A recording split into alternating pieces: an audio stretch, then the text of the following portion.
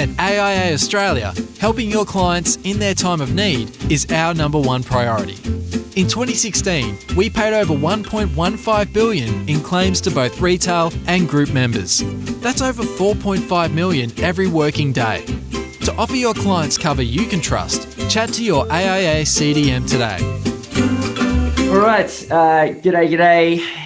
How's it going? What do you know? Strike a light. Simon O'Dell, what's going on, mate? Not much, mate. Pleasure to have you in. Good to see you. Yes. So to give you guys a little bit of a heads up, pretty cool GI, general insurance business actually. So first of all, he's got this cool thing, startup, been around for a couple of years though, InsurTech, which when you're in the startup world is all the cool names get thrown around. I'm fintech apparently, but insurance technology called Manor. And also a part of InsurTech Australia, right? Yeah. Yep, which is very cool.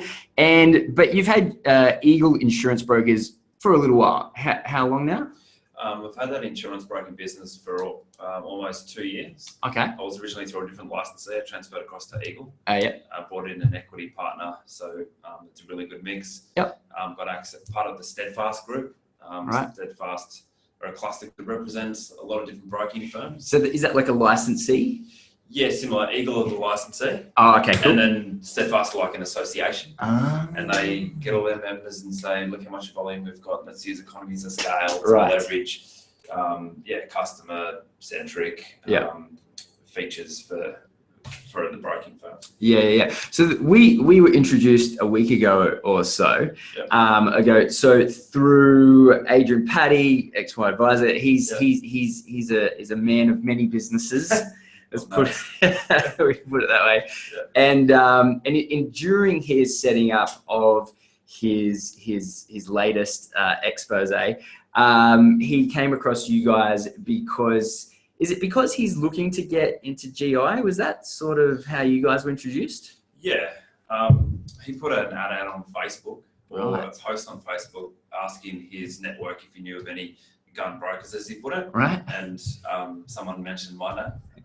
Rookie. Yeah. So anyway, he got in touch with me. I didn't know what he wanted, but I said, yeah. Probably a lot. Yeah, probably a lot. Knowing Paddy. Yeah. Now that I've known him for a few weeks. So it turns out that he lives at the other end of Coogee in Sydney here, and I live at the other end. Yeah. So we caught up at the pavilion halfway, and he basically just said that he's getting a lot of feedback from fin planners and his network that they're looking to increase the scope of their offering to incorporate general insurance. It makes sense.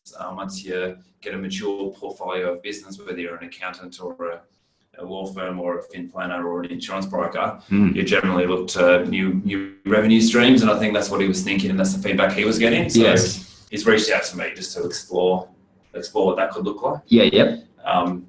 And given, I guess, on paper, he's been able to see that I've started a couple of businesses recently and quite successfully. So he's probably recognised that, and he's wanting to see what we can collaborate on. Yeah, cool. Because something that I've noticed about financial planning over the last couple of years is this amalgamation of professional services. And we were talking about that. And I guess that's sort of why you guys were talking in the first place, in that a lot of financial planners are doing mortgages now, and they're already doing insurance, right? So life insurance is the bread and butter, has been of the industry, the backbone really. It's where financial planning came out of.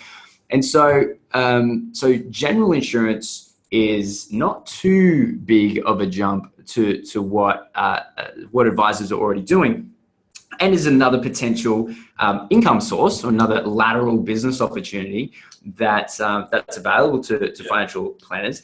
Now, we were having a chat, and you were saying life insurance is actually more difficult than general insurance. Yeah, I find it more difficult. It could be because I'm on the GI, general insurance side of the fence, as opposed to life. Yep. I guess life insurance is subject to more regulation, and therefore there's more red tape in the process of from the first engagement with the customer through to binding a policy and getting the deal done, essentially. Yep. There's a lot of red tape with general insurance. If you said to me now, can I please have a professional indemnity insurance policy?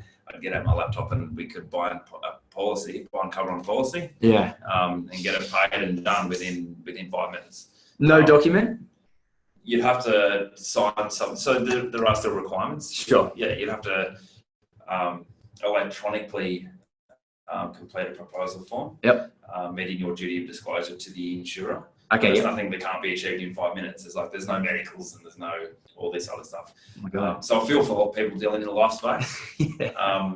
But given the how quickly you can bind insurance policies, as long as you do it right, like you're providing the advice. Yep. It's a fairly accessible new revenue stream, I guess, to people who are already familiar with the insurance space in life insurance. Yeah. What would you say is so let's say there's an advisor listening today. What would you say is the best way for them to get to learn more? Let's say before they even want to get started, what should be the very first thing that they do? That's a very good question. So there's a couple of resources that we use as general insurance brokers. Everyone in the general insurance space is familiar with what we call the Yoda of general insurance, which is Alan Menning. Alan Menning? He's the guy who's been around for a long time. Everyone respects him a lot. He's the guru, in other words. Okay. So he's got an organisation, him and his son Steve and a few others run an organisation called LMI Group. LMI Group. So they're a technical resource. They provide insurance brokers with a lot of knowledge and help us to understand the general risk exposures associated with the different occupations. Right. So that helps us give advice. Yep.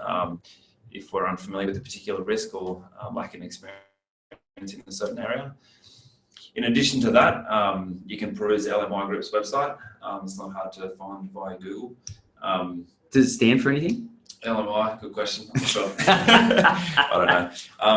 ANZIF does. That's another acronym. ANZIF, Australian New Zealand Institute of Finance. Okay, cool. I hope I got that right. They're a really good organisation. They've kind of taken up the number one spot as the educator for issuing certifications to insurance brokers and professionals. So there's a tier 2 compliance, which is your entry-level compliance that doesn't enable you to give advice, but that enables you to work in the space.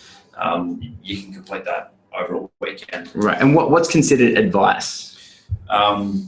So there's multiple different types of advice. It's not as with life insurance, you have to do statements of advice. Yes. And if we deal in that space, we have to do the same thing. Yes. With the advisors or with the clients in the general insurance space, we issue a general advice warning. Okay. Which is basically a document saying that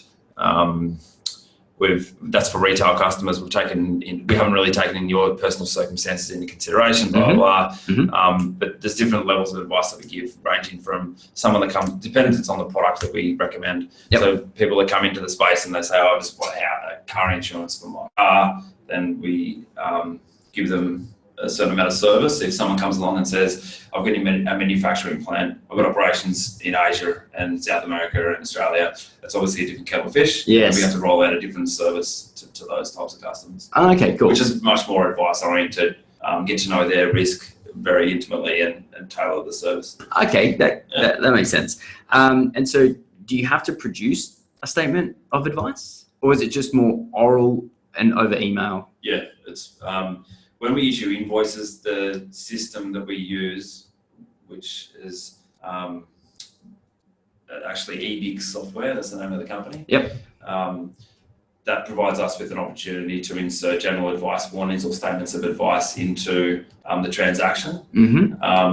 But it doesn't affect the lead time. So basically, in terms of completing the sale. So basically, if you want to transact a business now, taking your personal circumstances into consideration, if we're talking about professional indemnity insurance and so on. Yes. And I need to provide you with the relevant documentation to support that.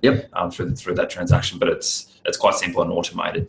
Right. So out comes the invoice and the advice. Supporting documentation. The advice is verbal, but we always like to back it up in writing. Sure. So usually, if I'm going to recommend a product to you, I'd preferably, for the sake of being a diligent operator, I'd provide that to you in writing. Yep. And say, we've approached the market on your behalf. Yes. Based on the information that you've provided us and the feedback from the market or so on, we recommend placing cover with X insurer. Yep. Based on our evaluation of the market. Yep. For reasons X, Y, and Z. It might be more suitable for your solution, or it has to be more suitable for your situation. Yep. Then we take price into consideration as well as terms and the insurer's credit rating and so on. Yep. And then you're on your way. Yeah, right. What's a really good revenue earner for a general insurance broker? I'd imagine it'd be large businesses or yeah. So it's key for an insurance broking. It's a good question. It's key for an insurance broker to have different service agreements, right, or different tiers of servicing. So, for example, if a lot of the bread and butter clients that come through, you'll get a call from someone saying, I just spoke to Bob, he's a client of yours. Can you organise some liability insurance for me? Just something simple. Sure. You might end up punching out a premium of $700. Yep. And you might you'll get a bit of commission on the premium for that. Yep. You charge a fee on top, and you might bring in anywhere from 10 to 25% of the premium payable or the total payable will be your income. Yep. So you might get, I don't know, $100 or something for that. Sure. So it's just a matter of large, efficient, get it done, get it out the door. Make sure you're putting the right advice, obviously, in the right service. Yep. But just get it out the door so that you've still got that margin there. Yes. So with a fin planner that would be looking to get into the general insurance space, or for broking firms like mine that are quite small, I've got clients that pay premiums of a couple of $100,000 per year. Yeah, right. Yeah, down to the more, it's the old 80-20 rule. 80% of my business would be worth, individual clients would be worth, I think the average is probably about $1,000 income to me to service them. Per year? Yeah, per year. Yeah. Nice. And then it goes up from there, but then that's obviously the average. What's the ongoing requirements from you? Do you have to let me think about this. Do you have to do annual reviews, or do you have to do documentation, or how's it work? Yep. So the policy period is 12 months. Yep. So during that 12 months, we have to manage claims, which is that's kind of when you could say that the insurance policy becomes tangible, when someone actually needs to claim and they get some value from it, in addition to just having a subjective protection. Yep. So that's, a lot of brokers get a bit of a kick out of that. Whilst it takes up time, it's good to get in there and see the policy wording work and make sure it works as per expectations. Yep. And years of managing claims makes us very conscious of the terms of insurance within policy wordings and making sure we're recommending the right products. Do you get paid to manage a claim? Most businesses don't have an additional fee. They have a model where they don't have an additional fee for managing claims. Right. It's just part of the fee that you charge attached to the premium that they pay at the start of the year. Yep. Then at the end of the year, you go through a similar process again. So It's about understanding at the start of the policy period very clearly what the client's operations are, what their risk exposures are, very holistically. Yep. And making sure the client knows to keep you up to date. So there's certain things that happen throughout the year that they don't need to inform you about per the duty of disclosure, like just fluctuations in revenue that were within 30% or whatever. Yep. But if things happen, like all of a sudden they start exporting overseas their products or their activities change, then they should disclose that to you. So it's important that that dialogue is open and they know that that should be open. Right. Okay. So there wouldn't be much revenue, or there wouldn't be a lot of need from, say, individual employees, would there? In terms of insurance coming through? Yeah. Good question. So with some businesses, yes. Okay. Medical specialists. Right. Are big on that. So once the medical specialists, for whatever reason, they develop trust, or not for whatever reason they develop trust. Once they've been suckered in. Yeah, exactly. Medical specialists, for whatever reason, that profession in particular, when they develop trust in you for legitimate reasons. Yes. They'll, I don't know, they understand that good service providers, Yep. few and far between, and then all of a sudden the brother will be giving you a call. Yep. They're this and they're that. So they're a really good referral source. So Right. whether it's their staff or people within their network, generally some occupations do lend to being a good referral base, I guess. Yeah. Okay. And is it so? An average GP needs their own indemnity insurance or something? Do they? Yeah. Okay. So medical specialists, they'll either go direct or via a broker. Yeah.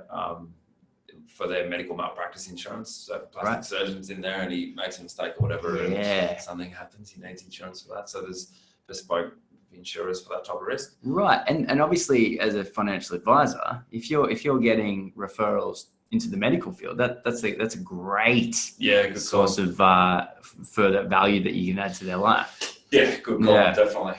And picking up on a point you said earlier about fin planners and anyone in the financial space trying to create a full suite, one-stop shop solution where they might want to bolt on accounting, financial planning, and everything else. I guess that is in part, I think, being driven by the evolving characteristics of the consumer. They just want a one-stop shop. They develop a trusted relationship. They want to be able to enter into a partnership with someone that they trust and have transparency in the service and the fee structure. Yep. And just kind of not set it and forget, but just have it with someone that they trust and know that they'll get to them whenever they need to, and so forth, and have annual reviews and such things. Yes. So I think that, in part that's been driven by the consumer. Yeah. This Manor, this InsurTech, is that something advisors can use, or is that specifically for GI brokers? That's specifically for GI brokers. Yep. So fin planners get in the GI broking space. Right. Or other GI brokers. Yep. It's very handy for new entrants into the broking market, because what it does is you enter information and it will tell you the most suitable underwriters in the market to go and approach. Right. So currently, insurance brokers spend, we quantified $56 million per year day to day in resources, just finding which underwriters are the most suitable. And they do that by canvassing different websites. I'll go to QBE's website and see. Oh, man. It's ridiculous.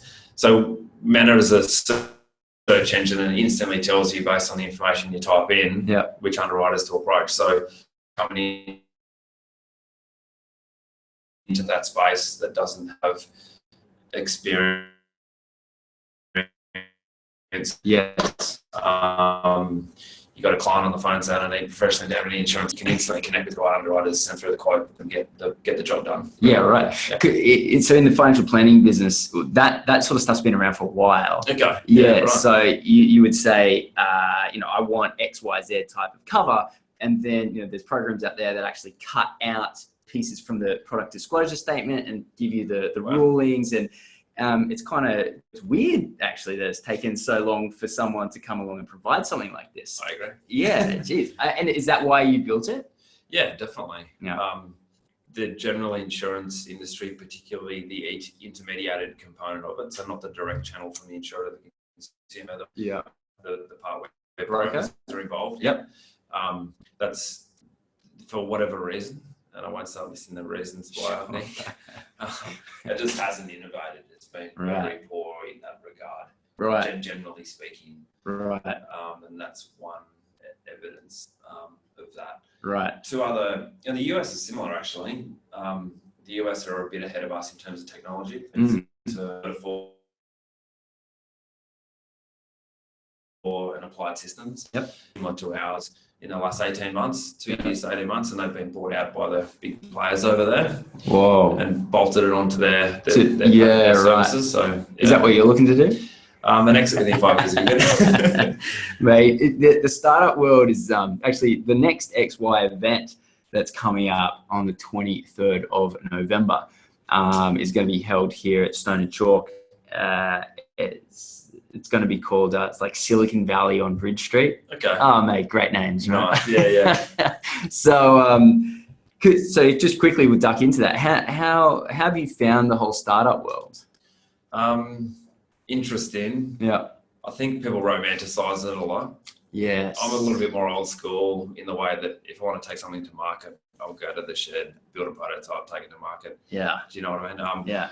But people probably spend too long in the startup ecosystem. Yes. Just because it's an institution, it's a community, and it's something in and of itself that Yeah. has just created this culture, and it's addictive. I mean, It's weird though, isn't it? very weird. It's weird. People are definitely attracted to the I want to wear sneakers Exactly. and like strive to get somewhere Yes, rather than just Be get there for free. just like get through the startup phase really quick Yeah. because you're not earning any, well, if any, income at that point. So Yeah. move past that. The startup phase isn't. Yeah, it's kind of it's become a subculture, isn't it? Big time. Oh, yeah, I agree. Yeah, I was actually really worried about coming into Stone and Chalk that I would get sucked into it. Yeah, But I was like in for a while. you know, I as yet haven't started just relaxing in the pods drinking kombucha. Yeah. It hasn't gotten to that point yet. Thank God. But Yes. no, it's an interesting ecosystem, and if you look at Sydney, if you travel around a bit and see those ecosystems in the US, which are very much more mature, Mm. the one in Singapore and Tel Aviv started at probably 20 years ago, where the government Whoa. pumped a lot of money into providing these incentives for the startup community and startup right. grants and things. And then, so yeah, it's been around for about 20 years, but it's only really taken off in recent years in, say, New York and Yeah. and Silicon Valley's been around for a while as well. Yes. But Sydney and London and so on. But the different ecosystems have different characteristics. So if you want, Right. and it's interesting to note that. And if you think about setting up an optimal business, you'd probably have your dev team in Tel Aviv / Silicon Valley. You'd have, I don't know, Australia have got their own characteristics as well. Yep. Apparently, players in Tel Aviv, go back to Israel again, really look to Australians as a strength for taking products to market. So Right. So people in Tel Aviv, they're really good technically, and they're really good at creating products and Yeah. dev and things like that, AI. Yeah. But Australians are known as being really good wheelers and dealers and battlers and getting there. Right. Well, it's interesting because I know Australia has two strange statistics. We have a very low dollar per head like VC investment. Yeah. Yep. So we have like very small, like Yeah. I think only a handful of percent compared to the US. So there's Yeah. a lot less money getting invested here. But we have a over average entrepreneurial from a service base. So there's a lot of small business owners in the service space. So we're quite entrepreneurial. Yeah. But in Australia, it's service or nothing. So to hang your shingle and say, I do this for my time in my field of expertise, Yeah, there you go. but there's not a lot of products being built. So it's kind of interesting to hear that we can get the shit done and we can go to market. But it's unfortunate, but I can kind of see that it is growing. It is slowly growing. So, for example, and we don't need to go into it too much, but you already had some early success with funding. Yep. And so it's not impossible. No, it's not. It's not impossible to achieve. Yeah, no, it's not at all. And I think one thing that I've learned, it's good to go incrementally with funding. So you do your FFF round, your friends, families, and fools, and then you go through to the next stage and you do a seed. We're doing the seed at the moment. Right. So we're self-funded, then we did FFF, and we're doing seed. Yeah. I mean, and $1,000 in the US is like $10 here. It's like it's hard. It's a lot harder to get money over here. Yeah. There's a lot of capital over there. Yes. So it's an interesting scene. And I was going to say something about the entrepreneurs. That's right. Australia, to your point, Australian startups, there's actually rating tables that you can jump online and see. CB Insights, and there's another Genome, I think it is. Right. Publish reports and they rate this ecosystems. Yep. Australia always rates very highly for talent, as you say. Yeah. Okay. Very cool. high for talent. Yeah. And we're number one unofficially for government support now. Oh, really? Yeah, the There you government, go. they're killing it. They're through their Lenny Pad programs, both through the the Department of Industry at the state level, Yeah. just across here at Macquarie Street. Yeah, right. And also federally. Yeah, because did you get a $25,000? Yeah, You got that? yeah. Because I sent an email and then they wrote back to me after a week and they said, "Oh, we'll come back to you in about a month." Oh, really? So I'm like, Yeah. It "Give me my 25K, baby." Yeah. Just dealing with government, bit of bureaucracy there. But, yeah. it takes a little bit of time, but they've been really good in terms of backing it up. And Because there's 25 and then there's another one, for right? 250, yeah. Yeah, Which right. is huge. Have you applied for that one? Not yet, no, Okay. but it's on the agenda. Yeah. And then there's a third one, which is like up to $1 million, right? Really? Wow. That's huge. But you have to be doing something really unique. Normally, Yeah. pharmaceuticals are getting that kind of thing. They'll Yeah. basically match any funding you get. So if Okay. you raise $1 million, they'll up to match $1 million, Wow. which is massive, right? Yeah, that's huge. Yeah. I know there's one where they'll match dollar for dollar. I think that's how it works. Yeah, I think that's probably that one. The quarter of a K, quarter okay. of a mil, 250 grand if you partner with an Israeli firm. What? Yeah. So you're talking about us, the Australians, being good with the commercialisation, going to market, service, Yeah. and not so much on the dev. So you can offshore the dev to Tel Aviv, Yeah, right. and they'll throw in 250K. I'm pretty sure it's a dollar for dollar scenario. My God. Yeah. So we went to Matteo, one of our co-founders, and I went to Tel Aviv on the Is his name Matteo? Matteo. Yeah, I love that name. that's a good name. It's like Italian Matthew, isn't it? Yeah, Yeah, it's the best. but the Italians are too good for Matthew. It's Matteo, and he's a very stylish guy. Of course he is. Yeah, he sets the standard. They flew us over to Tel Aviv for the landing pad program, which is really good, and it was interesting. right. It's like we went to the ex-president's place for a party on the beach, and there's like James Packer, and What? it's amazing how much Australia is integrated with Israel in terms of business and Wow. and investment. I didn't realise. Yeah, big time. I don't hang out in Double Bay enough. Yeah, That's my issue. yeah. So maybe I should go there. As well. Yeah. Oh, man, that's cool. Yeah. And so basically because when I heard about your product, you've made it for kids, but with a week or two, especially with a background in financial planning, Yep. what's the name of the qualification that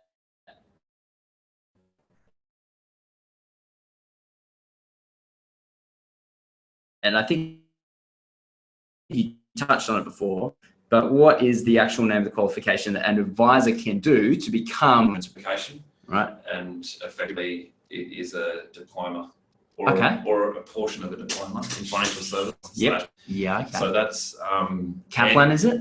Sorry. Where do you do it? ANZIIF for the Oh, ANZIIF. Okay. ANZIIF for the registered training organisation Yep. who issue those certificates. Yep.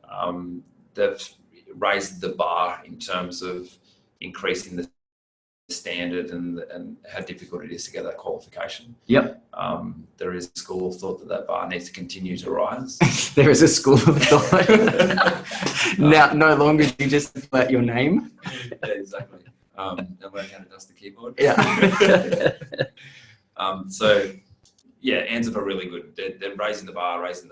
Good. And combined with LMI, who are the technical knowledge, Mhm. Collectively between those two organisations, they're definitely raising the bar. So an advisor could go on to ANZIIF Yep, ANZIIF website, Google ANZIIF. and then do a tier 1 qualification. Yep. And that gives them the ability to write general insurance products. So Fantastic. So I don't think it's solely that you'd have to organise with licensing to make sure that you have the right licensing. Okay, so who do you get licensing through? You would approach one of the what do I say here? I'm trying to be politically correct. You approach one of the there's different cluster groups, Right. and there's different licensees. So you can go to like a insurance advisor net Okay. or an advisor group. Advisor group. That's It's what very, I'm part of. very Aussie. Yeah, it is. Advisors. Yeah. I think they're actually from South Africa originally. Okay. Funnily enough. But there's a few different ones out there, and what you can do is, I'm not sure if you'd be able to extend the existing life insurance, or you'd apply for a new authorised representative arrangement. Right. through an existing license holder or licensee, the ones I've just rattled off, or, Yep. or any others.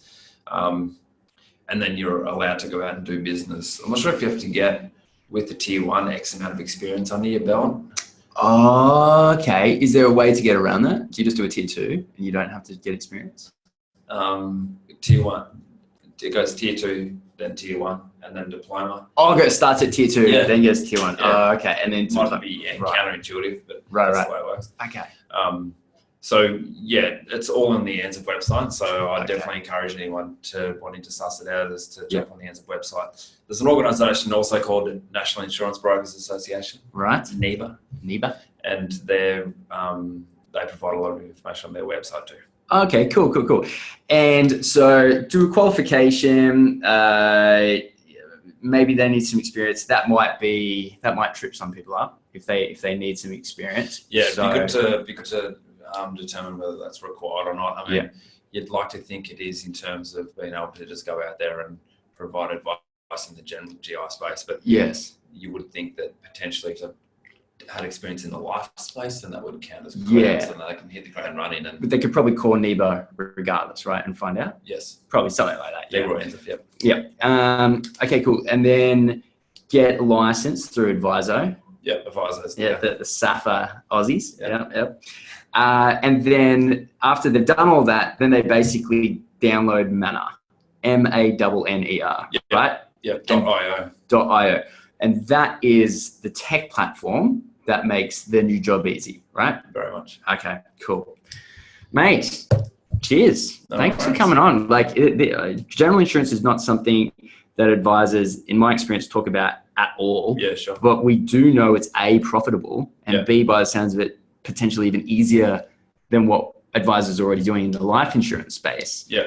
So, basically the message is if you're looking to extend your reach as per what you can provide for your clients, lateral business opportunities, and increase your revenue, you can go through what we've talked about here with Simon today. Thanks very much for coming on, mate. Really appreciate it. Pleasure. No worries at all. Cheers. Cheers, mate. Cheers, buddy.